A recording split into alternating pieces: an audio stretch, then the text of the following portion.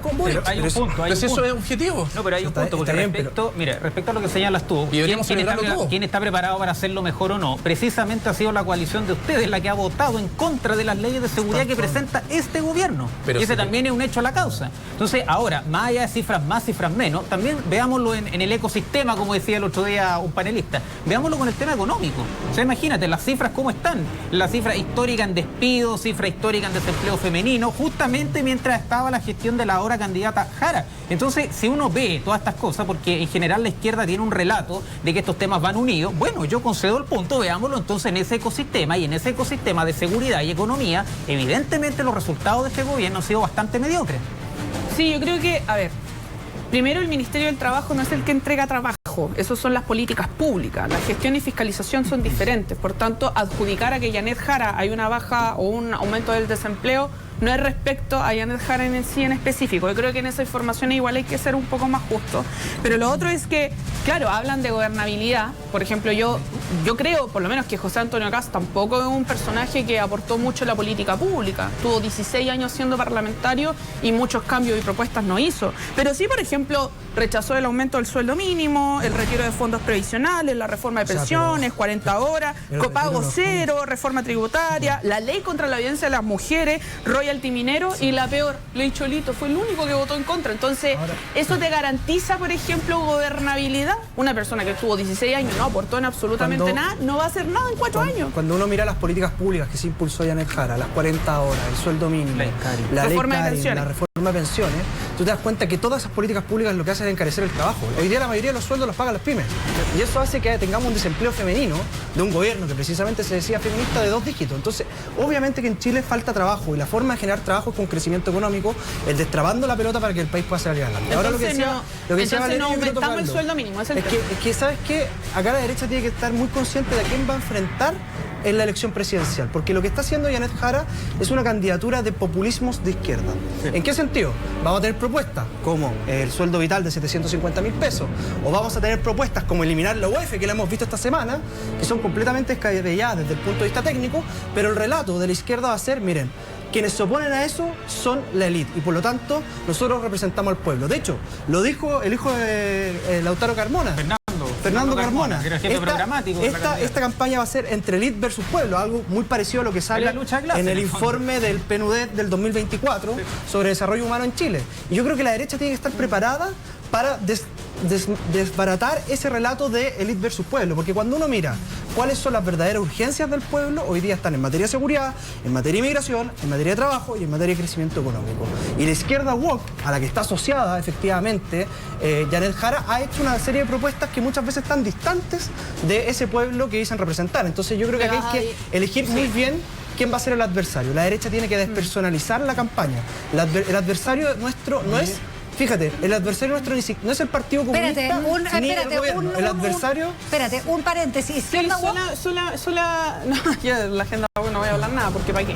Pero, ¿o no que fue ustedes que le tiraron la correa a los empresarios que tenían que ir unidos si no había platita? A nosotros no nos ha llamado nadie. ¿No vieron la carta de los empresarios? Yo creo, una vez se los trae a la lista única porque si no, no hay platita. O sea, si tú crees que esa es la gente obrera, mientras la gente haga un esfuerzo por ser mejor, porque vamos a poder enfrentar al Partido Comunista. Pues, o sea, nosotros vamos a ir en una lista única y vamos a apoyar toda Yanet Jara, pero no porque los empresarios nos presionaron. Acá tampoco. La manera en la que hablan da la impresión que ustedes se financian con planta. O sea, ¿con qué se financian las campañas de la izquierda entonces? Con dinero también se lo piden a alguien. Entonces, transparentemos el debate. O sea, es como alergia a la plata. Pero yendo al punto que decía acá mi amigo Eduardo Cretón, mira, aquí la gran diferencia es que la izquierda es una fábrica de pobreza y nosotros nos interesa generar riqueza. Porque cuando se habla de redistribuir la riqueza, esto es el ejemplo de la torta, digamos, los panes de Winter que nadie entendió, pero acá es bien fácil. O sea, para comer torta primero hay que hacer la torta, primero tengo que generar la riqueza. Y para generar riqueza tengo que fomentar la inversión, tengo que hacer que la gente que crea trabajo tenga la intención de crear trabajo y haya más empleo en el país. Porque y aquí la cuestión es bien simple. Acá tenemos que ver cuáles son las propuestas de la candidatura del Partido Comunista. Yo sí lo hablo como candidatura. Y lo que son las propuestas de nuestro sector. Porque uno ve qué es lo que piensa, no sé, la señora de la Florida, Puente Alto, Cerro Navia, Curicó, Talca, donde sea. Y las preocupaciones de ella son seguridad, son economía. Esas son las prioridades ciudadanas, llamémosle así. Las urgencias sociales. Las urgencias sociales, justamente. Pero si uno ve las urgencias de la candidatura del Partido Comunista, yo no veo dónde está la conexión. Entonces le hablan a un país que parece que no existe o no entienden o no quieren entender. Lo que pasa que mire, tal como yo afirmé que la derecha es pura venta de humo en materia de seguridad, en materia de economía también es lo mismo.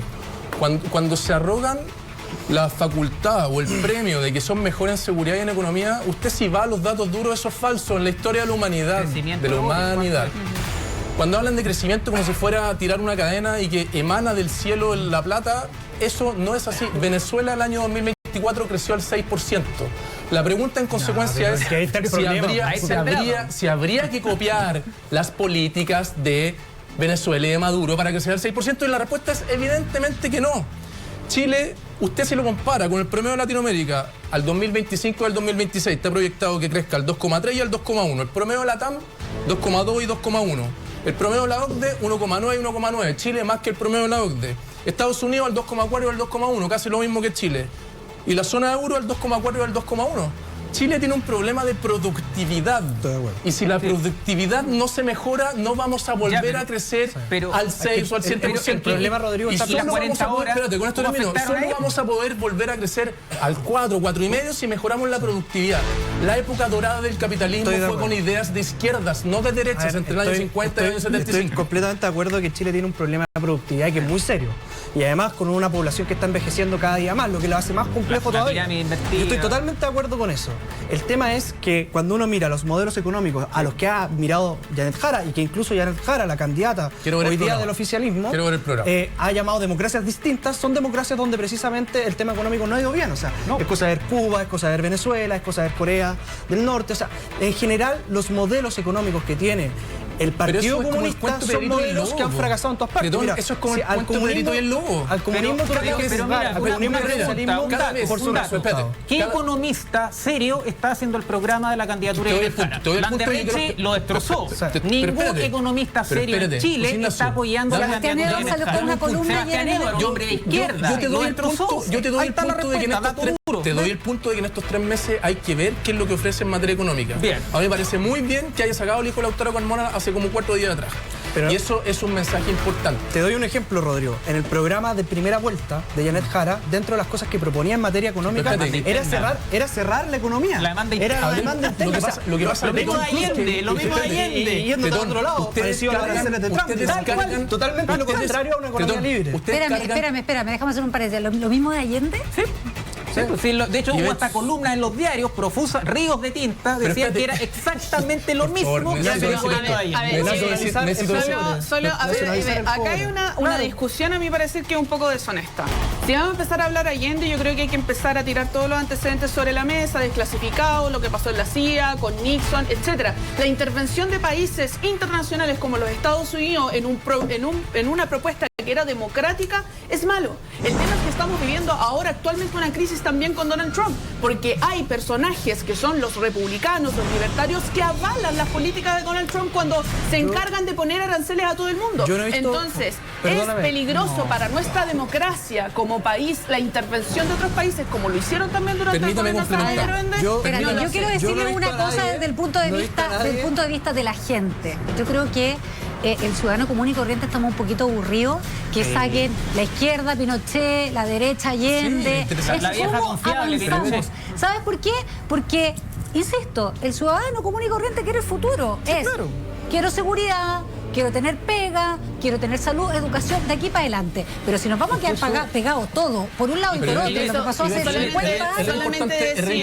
Solamente decir, Ivette, ¿quién trajo a colación a Augusto Pinochet y respaldo de eso? José Antonio Kast y Kaiser. ¿Lo trajo Janet Jara? ¿Habló de Pinochet? Oye, lo que yo iba a decir es que la derecha los que traen a la discusión, esa discusión no somos nosotros. Nosotros queremos ver el futuro de manera transversal, apoyamos a Matei en el caso de que la violenten, otros compañeros... Pero la izquierda no trae el tema de los derechos humanos a cada rato cuando banderita también de lucha. O sea, ¿qué problema hay con los derechos humanos? No. hablemos de la dictadura, hablemos del tema de la dictadura. Digo, si no estamos hablando de los 50 años, porque si habláramos del tema de los derechos humanos en el estallido social, es algo más atingente, pero cuando nos quedamos pegados para todos lados, Allende, Pinochet, si tú tienes a 3 políticos pinochetistas y tienes a un político que tiene una entrevista y le preguntan si apoyaría un nuevo golpe de Estado en plena democracia y te dice que sí, ¿no te parece alarmante? ¿No te parece decir, acá hay que proteger derechos humanos? ¿Qué derechos humanos? Votar, democracia. Entonces cuando tú ves, por ejemplo, yo como una política de izquierda, cuando tú ves un personaje que tiene el segundo partido más grande de este país y que es un candidato presidencial y él trae a colación a Augusto Pinochet, ¿cree que no vamos a decir nada sobre los derechos humanos? Yo creo que en esta discusión... Necesitaba decir lo de Pedrito y el Lobo. Ustedes cargan con el cuento de Pedrito y el Lobo. Desde el año 90 en adelante, cada vez... Primero fue Elwin, después fue Frey, después fue Lagos. Ustedes rememoremos un poco de la historia. Lagos era el Partido Socialista en el año 99, cuando se enfrentó con Lavín. Y el Partido Socialista era el de la lucha armada en los 70s. El Partido Comunista era el partido moderado. Cuando Lagos se enfrenta con Lavín, vuelve el chancho chino. Va a haber de nuevo balas en la calle. Y Lagos es ampliamente aceptado hoy día por parte de ustedes mismos. Entonces Boric lo mismo. Boric dijo en su momento... Boric dijo en su momento... Boric dijo en su momento, estoy a la izquierda del Partido Comunista. Bemoles más, bemoles menos. Lo pudo haber hecho mejor o peor en alguna cosa, pero el país no se cayó. Entonces hay una pequeña diferencia. Siempre dicen de que el país se va al carajo y eso no pasa. Hay una pequeña diferencia que explica, y en esto hay que ser honesto intelectualmente, que explica en parte por qué nace el Frente Amplio y la Nueva Izquierda en Chile. Que es que a Lagos, a Elwin y a toda la concertación se los criticó muy duramente y se los acusó de autocomplacientes, y esa es la típica discusión entre autocomplacientes y los autoflagelantes. La diferencia entre Ricardo Lagos, Gabriel Boric, la Nueva Izquierda y lo que fue la concertación es muy simple. La concertación aceptó que el mejor modelo de desarrollo que hemos tenido en la historia de nuestro país son las bases que fijó la Constitución del 80, que es un modelo abierto al mundo, de economía libre, social de mercado, nada que ver con Donald Trump y los aranceles, para que no entremos en ese fantasma, sino que un Chile que exporta, que se vende al mundo, etc. Ese modelo que confía en las personas, que confía en la capacidad creadora de las empresas y de las personas para mover la sociedad, es el que ha generado mayor bienestar en nuestro país. Y ese modelo fue adoptado por la concertación con una crítica muy dura de parte de la Nueva Izquierda. Y esa Nueva Izquierda quiso cambiar radicalmente ese modelo y lo dejaron perfectamente plasmado en lo que fue el proyecto constitucional. Mira, es que a propósito de lo que decía Ivette delante, quiero hacerme cargo de ese punto, porque las personas que van a votar en noviembre, nadie las está invitando a un plebiscito sobre el 88, sobre los 70, 2/3 de los chilenos no habíamos nacido ni siquiera en esa época. Obviamente sabemos la historia, para eso está la historia, y es bueno leerla porque, como decía Lincoln, los países que no conocen su historia están condenados a repetirla, eso es evidente. Pero dicho ese punto, yo creo que esto es sobre el futuro, sobre las propuestas que vienen hacia adelante. O sea, lo que está pasando ahora en Chile es muy grave. En este caso, el sicario, aparecen restos humanos repartidos en este país. Entonces, acá las personas quieren soluciones, ya están aburridas de diagnosticadores, porque está lleno de diagnosticadores, personas que dicen, mire, esto está mal, le entregan una cifra A, B, lo que quiere saber la señora en su casa, bien concreto, como diría un famoso periodista por ahí, son las soluciones. ¿Cuáles son las soluciones? Y en esas soluciones tiene que ver qué es lo que le propone la candidatura de izquierda y qué es lo que proponen las candidaturas de derecha. Es bien simple. Sí, yo solo para agregar algo ahí, a ambos,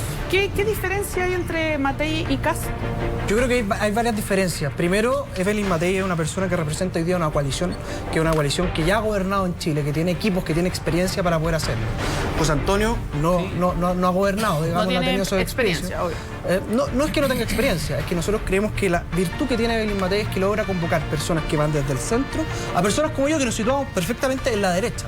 Y eso yo creo que es una virtud porque logra generar amplias mayorías para darle gobernabilidad al país. ¿Y a quién convoca Kast? Yo siempre he dicho lo mismo, que a mí me gusta la preparación y la experiencia de Evelyn Matei, la vehemencia de Johannes Kaiser y la convicción de José Antonio Kast, digamos, porque esa combinación, yo soy de derecha, bien de derecha evidentemente, y creo que cada uno tiene virtudes que en una eventual segunda vuelta va a hacer que su voto confluya. Ahora, por eso tengo una pregunta para José Ignacio.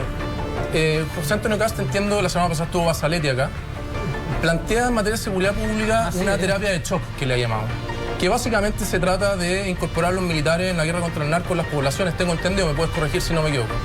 ¿Qué tuerca está dispuesto a apretar José Antonio Kast si toma esa decisión para que el narco no compre a los militares como está ocurriendo? ¿Y tuerca ese tú? Sí. El narco nos muestra la semana pasada que compra a los militares. Sí, claro. ¿Cómo me aseguras de que si tú sacas a los militares a las poblaciones para agarrarse a balazos contra el narco, que es lo que es la terapia de shock que tu candidato está ofreciendo? ¿Cómo te aseguras que que eso no ocurra. Ya, pero la cuestión es bien simple. ¿Y cómo aseguramos que no siga pasando lo que sucede en Chile ahora? No, es que, ¿cómo lo solucionamos ahora? Ahí está el problema de diagnóstico. Ahí está el problema de diagnóstico importante. Es un tema bien simple. ¿Cómo solucionas el problema hoy? La democracia no se soluciona, esto no se soluciona con amor, como propone tu candidatura. Esto se soluciona. Lo que pasa es que tú quieres medidas entender que esto está fuera de control para que tus ideas tengan sentido. ¿Cuáles son las propuestas de ustedes? Solamente decir que dice que Janet propone con amor, y creo que tu candidato hoy día dijo amo a la PGU o algo así. Sí. Ahí hay amor. Ya, no te adelantes porque ya vamos a ir con eso. No te adelantes, ya. Pero Rodrigo, respecto a tu planteamiento que me parece... que bien los chilenos, que es la seguridad, no se puede comparar. Pero yo creo que acá, y lo hemos debatido varias veces, es como bien transversal que ahí tenemos un problema de seguridad. Ahora, tú planteas el tema de los homicidios, ¿ya? Pero también hay un tema de narcotráfico. ¿Cuál creerías tú que sería la solución para el problema? Ruta del dinero y aumentar la multa a los sujetos obligados, los bancos, los factoring, la joyería, la automotora. Usted tiene que entender que el crimen organizado, el informe de crimen organizado del Ministerio Público del año 2024, habla que hay problemas de homicidio en el contexto del tráfico y el microtráfico de drogas y extorsiones y secuestros que se financian con dinero del narcotráfico. ¿Cómo usted para el dinero del narcotráfico? A través de la ruta del dinero. Por eso es importante hablar del secreto bancario preventivo investigativo, no el reactivo judicial. El preventivo investigativo es el problema. Usted, hoy día un banco se alerta incumpliendo el estándar de la ley, lo que quedó graficado en el contexto de los 52 del Tren de Aragua, que los bancos alertaron cuando explotó el caso. Usted sabe ver cuánto es la multa máxima que la ley contempla para los bancos, pudiendo haber ganado decenas de miles de millones de pesos, 200 millones de pesos de multa máxima. El HSBC en materia de comparado internacional, el Deutsche Bank, el JP Morgan, el BNP Paribas, miles de millones de dólares de sanción a los bancos. Si no ponemos el foco en el primer obligado para que los narcos sean apresados, que son los sujetos obligados, el simple los bancos, estamos perdiendo la batalla contra el crimen organizado. Yo quiero plantear algo acá también que me parece de honestidad intelectual. Cuando se habla del debate del secreto bancario, la izquierda siempre nos pone a nosotros como que nos oponemos al levantamiento del secreto bancario. No sé si por ignorancia o por dolo. No, eso es falso. Porque hoy día existe el levantamiento del secreto bancario con orden judicial. Lo que pasa, Rodrigo... Tienes que distinguir el secreto bancario reactivo judicial del investigativo. Déjame terminar mi punto.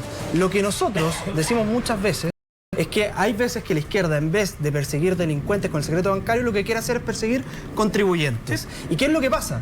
Cuando tú le das un poder administrativo al director del Servicio de Impuesto Interno, que además el fresquito ni siquiera paga las contribuciones, ahí es donde tú quieres entregar, el poder. Entonces, yo estoy abierto a que tengamos la discusión. Estoy abierto a que tengamos la discusión del secreto bancario, pero también resguardando los derechos de los contribuyentes, porque la inmensa mayoría de los contribuyentes en este país es gente honesta. Y lo segundo es que no basta simplemente conseguir la ruta del dinero. Hay que tener cárceles de altos estándares. Hoy día todas las cárceles tienen acceso a internet en Chile. Es una burla.